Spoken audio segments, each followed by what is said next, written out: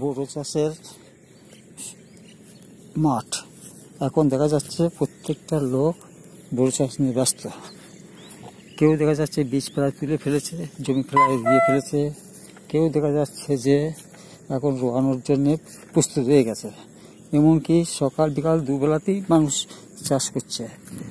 Tractor দিয়ে মাটি চষছে। Tractor মাটি চষার পরে তারা প্রত্যেকে কী করছে না, লোকজন লাগিয়ে জমিগুলো চষে দিচ্ছে।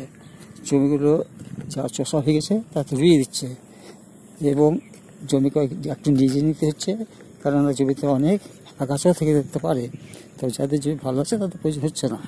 ওই দেখা যাচ্ছে ধান এখনো তুলছে, বীজ তুলছে, বীজতলা থেকে বীজ তুলছে এবং এই বীজ তুলে কী করবে, সে আবার রোয়াবে। সে রবে মাঠ শুধু কোনো ওখানে দেখা যাচ্ছে শুধু জল, মানে চষা হয়ে গেছে রোয়ানোর অপেক্ষায়। কোথাও দেখা যাচ্ছে যে রোয়ানো হয়ে গেছে, এরকম পরিস্থিতি। গোটা মাঠ যেদিকে তাকাবো সেদিকে এরকম দেখতে পাবো। হ্যাঁ, ওই দূরে দেখা যাচ্ছে যে সাবমার্শাল জল, সাবমার্শাল থেকে জল নিয়ে মাঠে সব চাষ চলছে। মূলত জল হচ্ছে এই চাষের জন্য খুবই জরুরি বিষয়। আর সেই জল কী হয় না, সব জায়গায় নদীর পাম্প কিংবা কোনো রকম সরকারি জল প্রকল্প নেই, তখন সেখানে সাবমার্শাল থেকে চাষিরা নিজেরাই জল তোলে এবং সেই জল তুলে জমিতে দিয়ে তার চাষ করে। তা জমিতে সমস্ত চষা প্রায় শেষের দিকে এসে গেছে।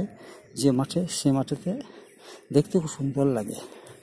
এখনও বীজতলায় প্রচুর বীজপুর আছে, যেসব বীজতলা বীজপুর আছে সেসব বীজতলাতে এখন অপেক্ষারত শুধু মাত্র পরবর্তী বীজ তোলার জন্য, সেই বীজ তুলে পরবর্তী চাষ করার জন্য। এগুলো খুব লাগছে তার কারণ বিভিন্ন ব্যক্তি বীজ তোলে, যে ব্যক্তি বীজ তুলে তারা কী করে নিজের নিজের জায়গায় কিছুটা অংশ নিয়ে তার বীজ তোলে, তার ফলে তার পাশে কিছুটা অংশ বীজ পড়ে থাকে এবং এক একটা তলা বলা হয়, সেই তলার বীজটা এইভাবেই পড়ে থাকে।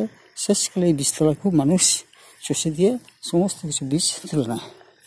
যে বীজটা তাদের প্রয়োজন লাগে, না লাগলে পরে বাকি বীজটাকে গরু বাছুরকে খাইয়ে দিতে হয়, তখন গরু খাদ্য হিসেবে গৃহীত হয়। তবে এখন এই মাঠে যা বীজ আসছে দেখা যাচ্ছে তাতে ওই দূরে বক, প্রচুর বক দেখতে পাচ্ছে। কারণ বকগুলো কী করে, তাই জল দিলেই সেখানে বিভিন্ন রকম জীব, মানে কী বলে, কীট পতঙ্গ পাওয়া যায়, যেগুলো বকের ভালো খাবার, তারা সেগুলো খেতে থাকে। একটু দেখবো এখনও দুইজনে যে সামনে বীজ তুলছে, ওরা বৈকালেতেই রোয়াবে। বীজ সাধারণত রোয়ানো হয় সকাল থেকে চাষিরা নিজেরা সব রোয়ায়। তারা বীজ তুলে এক একজনে 8 ঘন্টা করে বীজ মারা একটা রেওয়াজ হয়ে গেছে। ঠিক সেভাবেই রোয়ানো হয়। তবে এখনকার দিনে আগেকার মতো দীর্ঘক্ষণ ধরে চাষ করেন, তারা রয় না, কিছুক্ষণের মধ্যে রোয়ানো শেষ চলে যায়। এটাই হচ্ছে এখনকার রেওয়াজ হয়ে গেছে।